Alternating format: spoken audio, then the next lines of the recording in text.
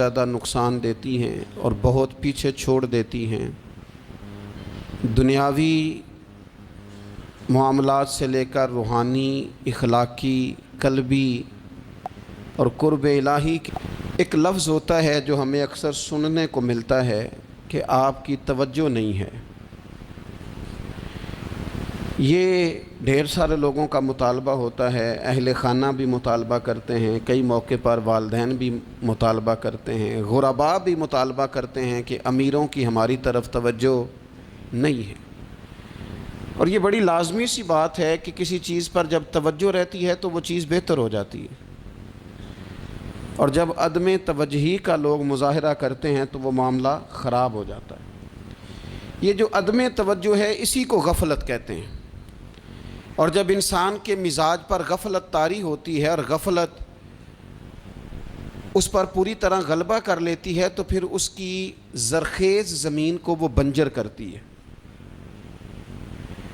غفلت انسانی دل کے لیے بڑی نقصان دہ چیز ہے اور انتہائی تکلیف اور ضرر کا باعث ہے۔ دلوں پر جو قحط نازل ہوتا ہے، قحط، ویران ہو جاتے ہیں دل، اور جو دلوں پر خشکی نازل ہوتی ہے کہ طبیعتیں خشک ہو جاتی ہیں، یہ غفلت کی وجہ سے ہوتی ہے۔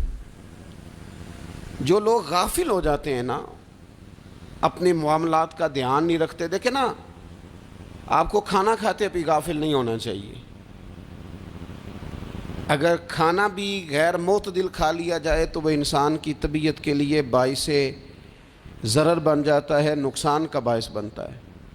بات کرتے ہوئے بھی غافل نہیں ہونا چاہیے، کئی دفعہ جملے ایسے نکل جاتے ہیں جو انسان کے لیے پھر شرمندگی کا باعث بنتے ہیں۔ انسان کو غافل ہو کر کوئی کام نہیں کرنا چاہیے، غافل ہو کر، مدہوش اور بے ہوش ہو کر نہیں۔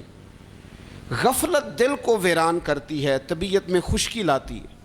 غافل کبھی نہ بنے۔ قرآن مجید فرقان حمید نے ارشاد فرمایا کہ اقترب للناس حسابہم، فرمایا لوگوں کے حساب کا وقت قریب آ گیا، وہم فی غفلۃ معرضون، اور وہ ابھی بھی غفلت میں منہ پھیرے ہوئے ہیں۔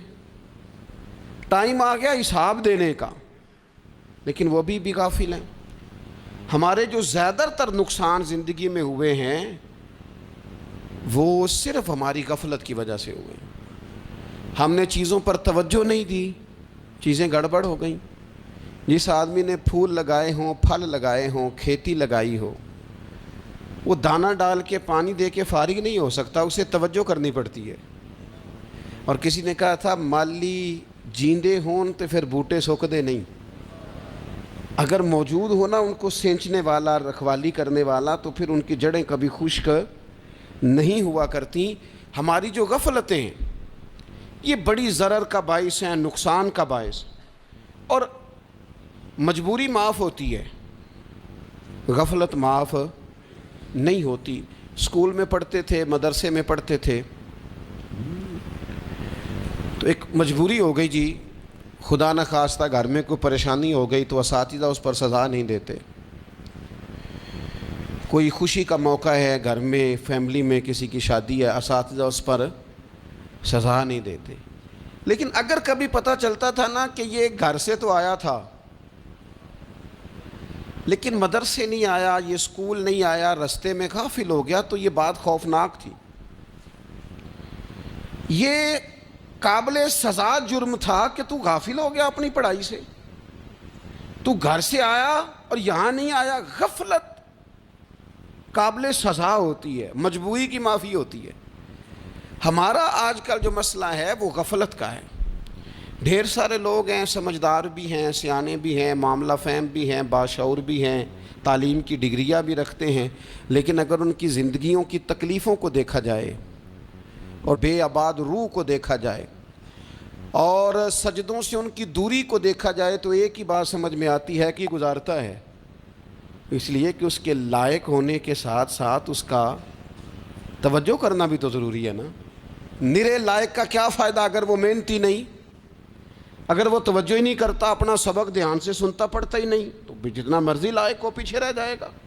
اور کئی نالائق ہوتے ہیں، رٹا لگا کے پاس ہوتے ہیں، پر چلو رٹا تو لگاتے ہیں نا، محنت تو کرتے ہیں نا, جدوجہد تو کرتے ہیں. کئی نالائق جدوجہد کے باعث آگے گزر جاتے ہیں اور کوئی اسی چکر میں رہ جاتے ہیں, میں بڑا لائق ہوں, کل پڑھ لوں گا, پرسوں پڑھ لوں گا, ہفتہ تیاری کر کے پاس ہو جاؤں گا. اپنی زندگی سے غفلت کا پردہ اٹھائیں. اور غفلت, اس کے لیے فیصلہ کرنے کی ضرورت ہوتی ہے, پلاننگ کرنے کی نہیں, فیصلہ کرنے کی ضرورت ہوتی ہے کہ میں نے اب غفلت کرنی. ہم نہ جب بھی کوئی پروگرام بناتے ہیں تو منصوبہ بندی شروع کر دیں. منصوبہ بندی نہ کریں, فیصلہ کریں, کہیں کہ میں نے غافل نہیں ہونا. غفلت غرق دنیا کا نام ہے. اپنے آپ کو غفلت سے بچائیں. آپ دیکھیں حضرت کعب بن مالک رضی اللہ تعالیٰ عنہ فرماتے ہیں, بخاری میں موجود ہے, فرماتے ہیں کہ جنگ میں پیچھے رہ گیا تھا. میرا خیال تھا کل چلا جاؤں گا, گھوڑے اور سواریاں میرے پاس تیز ہیں, مضبوط ہیں, پرسوں چلا جاؤں گا, تیزی سے بھاگ کے میں پہنچ جاؤں گا, میں قافلے کے ساتھ شامل ہو جاؤں گا. لیکن بس تھوڑی سستی ہو گئی, ذرا غفلت ہو گئی. آپ فرماتے ہیں جب سب لوگ چلے گئے حضور علیہ السلام کے ساتھ جہاد میں اور میں پیچھے رہ گیا, تو پھر جب چند دن گزر گئے اور محبوب کے واپس آنے کا ٹائم ہو گیا, تو اب میں غور کرتا سمجھتا تو مجھے مدینے میں یہاں بزدل لوگ نظر آتے. اور کون نظر آتے؟ جو منافق تھے. وہ منافق بزدل دکھائی دیتے, یا مجھے عورتیں اور بچے دکھائی دیتے. میں پریشان ہوا. حضور واپس آ گئے. جنہوں نے بہانے کیے تھے نا منافقین نے, یہ مجبوری تھی اس لیے نہیں جہاد پہ گئے, یہ جنہوں نے بہانے کیے تھے انہیں مل گئی معافی.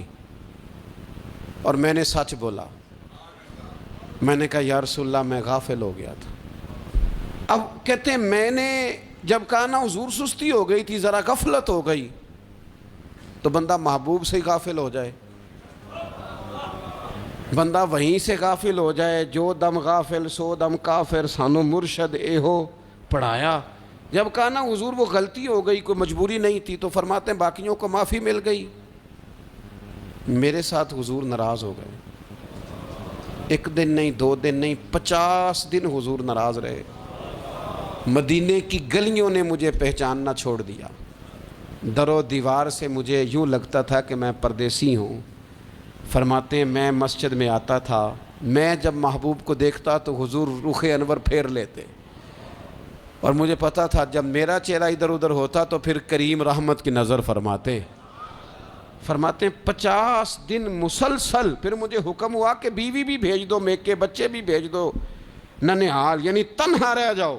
فرماتے ہیں وہ میں نے قید تنہائی کاٹی, لیکن شکر اللہ کا یہ ہے کہ میں سچا تھا, بس ذرا بھول گیا تھا, بس ذرا غفلت ہو گئی تھی.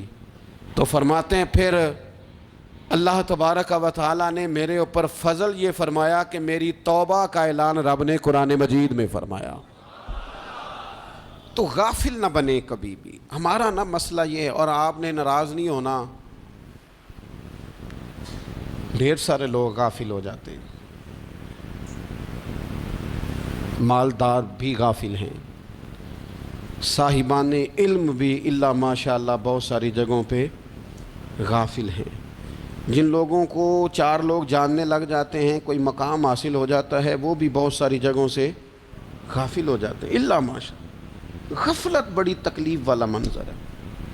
جو لوگ سمجھتے ہیں نا میں اب گڈ بک میں آ گیا ہوں, اب میں اچھا ہو گیا ہوں, اب میرے لیے خیر کہا جاتا ہے, مجھے اچھائی شاید یہ مستقل میرے ساتھ رہے گی, تعریف ہی ہوگی ہمیشہ, وہ بھی غافل ہو جاتے ہیں. اور یہ غفلت ٹھیک نہیں ہوتی. وجہ دیکھنی چاہیے کس وجہ سے انسان کو وقار مل رہا ہے, عزت مل رہی. اپنی زندگی سے غفلت کو اتار پھینکیں. تھوڑی دیر کی تو غفلت ہوتی ہے, لمبی تو نہیں. 2 منٹ کے لیے صرف اس نے ڈرائیونگ کرتے ہوئے چہرہ موبائل کی طرف کیا تھا, 2 ہی تو منٹ لگے تھے. لمحوں نے خطا کی تھی, صدیوں نے سزا پائی. لمحوں نے خطا کی تھی, صدیوں نے سزا پائی. ایک لمحے کے لیے غافل ہوئے تھے اور صدیاں, نسلیں روتی رہ گئیں پیچھے, بچے تڑپتے رہ گئے, اہل خانہ پریشان رہ گئے, ماں باپ ساری زندگی روتے رہے. لیکن یہ 2 منٹ کے لیے. یہ غفلت جو ہے یہ بڑی تکلیف والا معاملہ. اپنی زندگی سے غفلت کو اتارنا ہے, غافل نہیں بننا. ہر وقت توجہ اور ساری باتوں پہ توجہ. بعض اوقات لوگ ایک طرف توجہ کر کے ایک طرف سے غافل ہو جاتے ہیں. نہ، توجہ ہمہ پہلو رکھنی ہے. ہمارے ذمے جتنے بھی حقوق ہیں ان سب پر توجہ، ہر چیز کا خیال. ایسا نہ ہو کہ عبادت کرتے رہ جائیں اور حقوق العباد ہم سے چھوٹ جائیں، اور حقوق العباد اتنے زیادہ ادا کریں. ایک صاحب مجھے کہنے لگے ایک دفعہ بڑے وثوق کے ساتھ کہنے لگے جی معاذ اللہ ثم نہیں جی ٹائم ملتا پھر نماز دا کی کریے، روزی کمانا بھی تو عبادت ہے نا. تو میں نے کہا آپ نے عبادت کرنا ایک حصہ قبول کیا ہے، آپ نے کل عبادت نہیں قبول کی. عبادت کل ہے، ہمہ پہلو. ایک حصہ آپ قبول کر کے نکل گئے اور باقی آپ نے چھوڑ دی.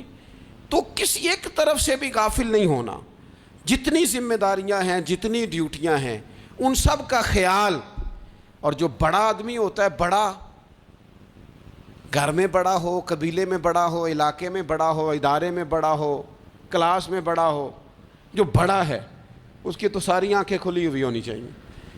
ایک ایک پر اس کی نظر ہونی چاہیے کہ میری کہاں ضرورت ہے، کہاں مجھے اشک شوئی کرنی ہے، کس کے ساتھ میں نے کس طرح محبت کا رویہ رکھنا ہے. غافل نہ بنے. اچھا جی اب کیسے پتہ چلے گا کہ ہم غافل ہیں؟ یہ کیسے پتہ چلے گا؟ آپ کسی بندے سے بھی پوچھ لیں حالات کیا ہیں تو کہتا ہے اللہ کا شکر ہے کبھی کسی کا دل نہیں دکھایا، اللہ کا شکر ہے جی زمانہ ہو گیا 5 نمازیں پڑھتا ہوں، اللہ کا شکر ہے جی. کیسے پتہ چلے گا غافل ہیں؟ پہلی علامت ہمارے علماء اور صوفیاء نے غافل بندے کی لکھی ہے. اس آئینے میں نے اور آپ نے اپنا آپ دیکھنا ہے. غافل بندے کی پہلی علامت یہ ہوتی ہے کہ وہ دنیاوی کاموں میں چست ہوتا ہے اور اللہ اور اس کے رسول کی فرما برداری میں سست ہوتا ہے. یعنی نماز کے وقت تو اسے نیند ستاتی ہے، پریشانی ہوتی ہے، لیکن اگر کسی جگہ مال مل رہا ہو، پیسے مل رہے ہوں، وہاں جانا ہو تو پھر اسے کوئی چیز بھی تنگ نہیں کر. دنیاوی کاموں میں چست ہوگا، یعنی ٹی وی کے آگے، موبائل کے آگے وہ گھنٹوں بیٹھا ہوا ہے. اور اگر اسے 25 منٹ قرآن پاک سننا پڑ جائے، اگر اسے 20 منٹ دینی محفل میں بیٹھنا پڑ جائے، اگر اسے کہا جائے کہ تو 20 رکعت نماز نفل ادا کر، دنیاوی کاموں میں چست ہے، دینی کاموں میں، یہ غفلت کی پہلی علامت. پھر ذاتی معاملات میں پیسہ خرچ کرنا ہو تو ڈھیر سارا ہے، کسی غریب کی مدد کرنی ہو تو. وہ ہمارے ایک دوست ہیں، وہ اکثر کہا کرتے ہیں، وہ کہتے ہیں آج کل کسی سے کہنا فلائی کام میں، دینی کام میں، کسی کی مدد میں کچھ 4 پیسے خرچ کرنے ہیں تو لوگ کہتے ہیں ہاتھ تنگ ہے. ہاں کوئی سستا پلاٹ ملتا ہو نا، اور اگر یہ سمجھ آ جائے کہ وہ مجبور ہے بیچارہ بیچنے والا، تو پھر کہتے ہیں میں 2-3 دوستوں کو پھاڑ لے سن. ذاتی کاموں میں جب بندہ چست ہو اور دینی کاموں میں سست ہو تو مطلب یہ ہے کہ بندہ غافل ہے. پہلی علامت غفلت کی. اور غفلت کی دوسری نشانی یہ ہے کہ انسان گناہ کے کاموں کو معمولی سمجھنے لگ جاتا ہے. یہ غافل بندے کی نشانی ہے. گناہ کو معمولی سمجھتا ہے، چھوٹا سمجھتا ہے. آج کل لوگ کہتے نہیں میں کو اکیلا کر رہا ہوں، ساری دنیا ہی کرتی ہے. اور جناب کیا ہو گیا اگر یہ غلطی ہو گئی تو بندے سے ہو ہی جاتا ہے. گناہ کو معمولی سمجھنا، چھوٹا سمجھنا اور کہنا پھر کیا ہو گیا ہے، انسان سے غلطی ہو جاتی ہے. آپ دیکھ لیں کہ سینکڑوں بیسیوں گناہوں کا بوجھ ہمارے سروں پہ ہوتا ہے، لیکن کوئی ہمارا دبدبہ ہے، کوئی ہماری گفتگو ہے، کوئی ہمارے جملوں میں خود پسندی ہے، کوئی ریاکاری ہے، کوئی تصنع ہے.